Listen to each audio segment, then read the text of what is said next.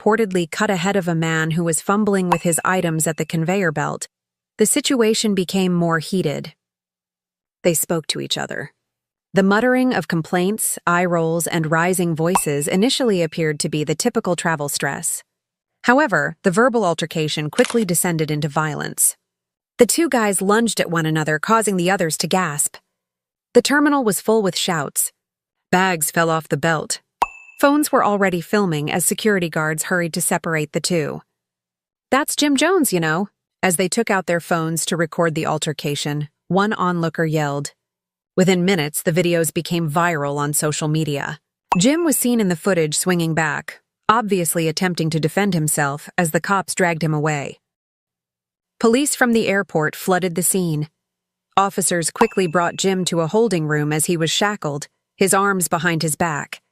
Although he was much less identifiable than the celebrity who suddenly had scores of cameras following him, the individual who got into the altercation was also led away. In the footage, one officer could be heard saying, "Calm down, sir. All we have to do is discuss what transpired." However, Jim yelled back, clearly upset, "I didn't start this. You all witnessed it. He attacked me first." The terminal was a hive of activity. Travelers called friends and relatives and whispered to one another about what they had just seen. While some chastised Jim, arguing that a public figure should know better, others felt sorry for him, assuming he had been provoked. Meanwhile, the video had already been obtained by TMZ and other media. Airport brawl. Jim Jones detained after fight at JFK was one of the savage headlines. Officers seated Jim in the airport holding area. He had taken off his sunglasses and was sitting with his wrists on the table, his chains clinking. Two detectives came in, prepared to start interrogating. One investigator said, "Jones, we know you're upset, but we need your side of the story. This terminal is equipped with surveillance cameras so we can see what transpired. Be kind to yourself and collaborate." Jim drew in his breath. Controversy was nothing new to him, but this time it felt more serious. He was reminded that the world was already watching by the flashing lights outside the door to the holding room. News sources, meanwhile, reported on the subject incessantly. Commentators argued about whether Jim had really exceeded the line, or if he had been unfairly singled out due to his celebrity position. Hashtags like #CharFree Jim Jones and Jim Jones Airport Fight started to trend on Twitter. Jim's phone was buzzing nonstop from the evidence bag back in the holding room. His family, friends, and team were attempting to get in touch with him. The cast members of Love and Hip Hop were already hearing about it. While some quietly voiced their concerns, others viewed it as just another dramatic turn in Jim's erratic path. The interrogation became heated. "Did you have any alcohol this morning?" an officer inquired. "No," Jim retorted. "All I wanted to do was make it to my flight." The man began babbling crazily after repeatedly running into me. I urged him to get away. Before you know it, he is swinging. "I'm not going to allow anyone to touch me." "You would follow suit." The cops looked at each other. They had witness accounts in addition to his version of events.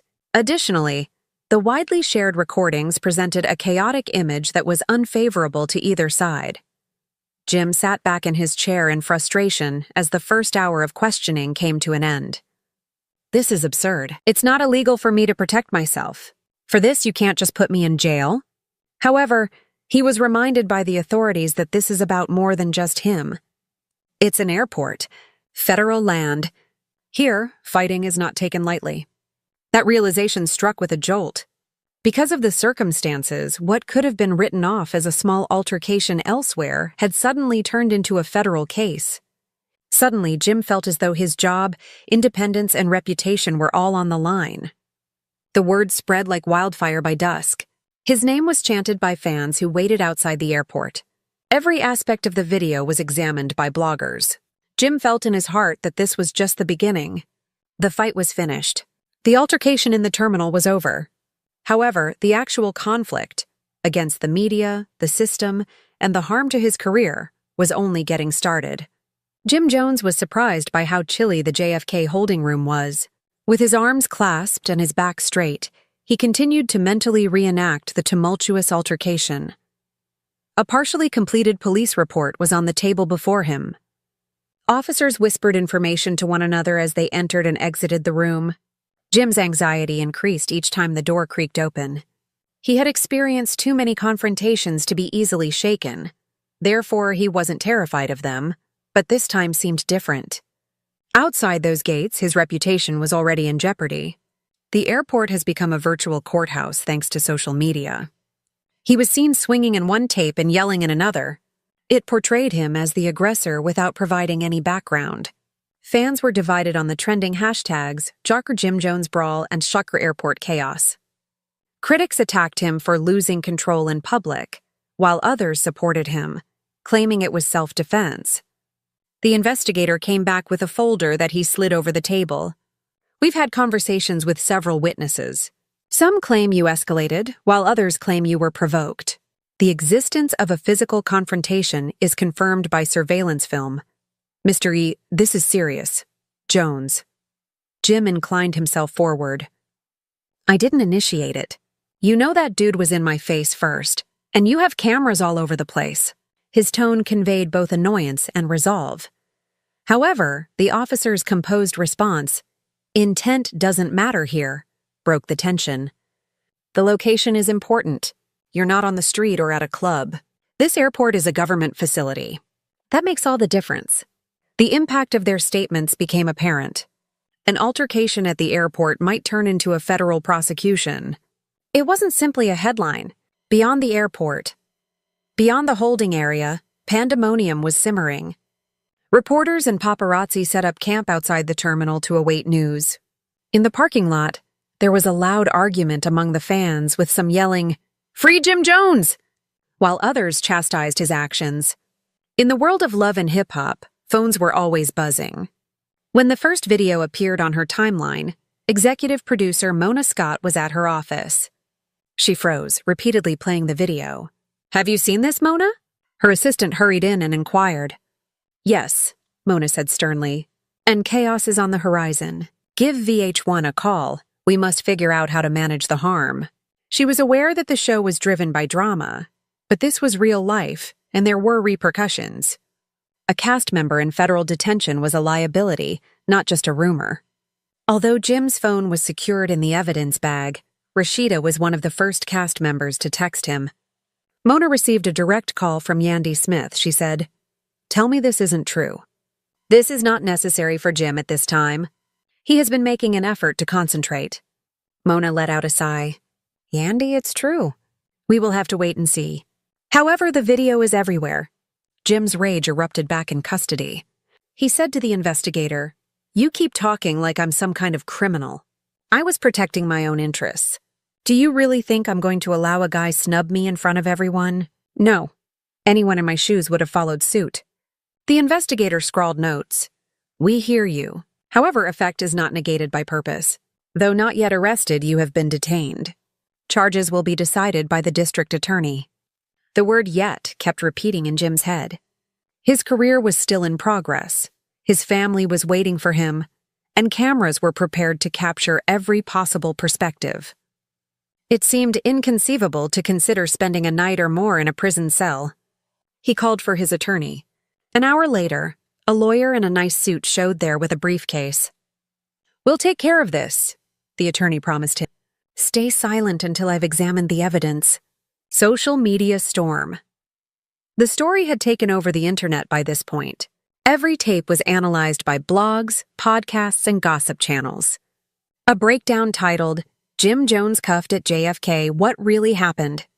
was posted by Starglow Channel, attracting thousands of views in a matter of hours. The comments section was inundated with fans who said Jim was just defending himself. He was attacked first by the other guy. You don't quarrel in an airport, whether you're famous or not, deal with the repercussions. This is hip-hop and love in real life. Everywhere they go, drama follows. The problem seemed to become worse with each response. It was now about image, influence, and the court of public opinion rather than just a fight. Family reaction. Chrissy Lampkin was sitting at home, looking through updates on her phone. The sight of her partner's face smeared over news feeds made her heart beat. She paced and said, "This man." Although she wanted to protect him, She was aware of how dangerous circumstances like these might go out of control. Her friends called to see how she was doing. "Are you all right? Have you had a conversation with Jim?" they inquired. "No, but I'm going to find out what's really going on," Chrissy said.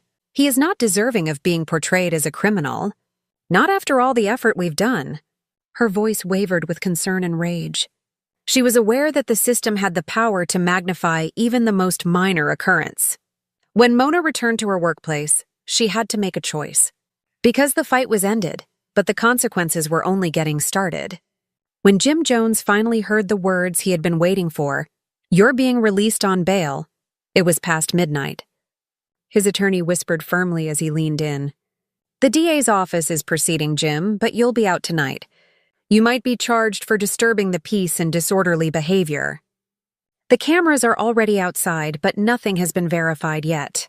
Remain composed. Although he had previously been in the spotlight, the stakes were higher this time, not about music or the drama of love and hip-hop. The roar of flashing lights and reporters' queries erupted around him like thunder as he passed out the precinct's side exit, protected by his lawyer. "Jim, did you start the fight? Was there another traveler involved? Are you concerned about going to jail?" Jim remained mute and looked straight ahead. He had been indoctrinated by the lawyer to refrain from making any words or responding. But his pride cried out inside. He realized that keeping quiet was safer, but he still wanted to defend himself and show the world that he wasn't the one who had attacked. Chrissy confronts Jim. Chrissy Lampkin was waiting for him when he got home. Ringing with alerts, she stood in the "What you did?" she insisted. Jim threw his coat on the sofa. "Chrissy, I didn't do anything wrong. I was attacked initially by that dude. I was protecting myself." Chrissy squinted her eyes. "How would you defend yourself in an airport? Passengers, cameras in front of TSA? Jim, you are more knowledgeable. This is more than a bar brawl. This property belongs to the federal government." Jim rubbed his temples and moaned. "I will not tolerate anyone treating me disrespectfully. You're aware of the situation." Chrissy became a little softer. "Jim, I know who you are. However, I am also aware that the system is unfair. They won't witness a man standing up for himself. They will see a famous person causing difficulties. And now, for all the wrong reasons, your name is popular." The room became strained. "We've worked too hard for you to throw it away over one moment," Chrissy said, her voice breaking. Word of Yandy Steps.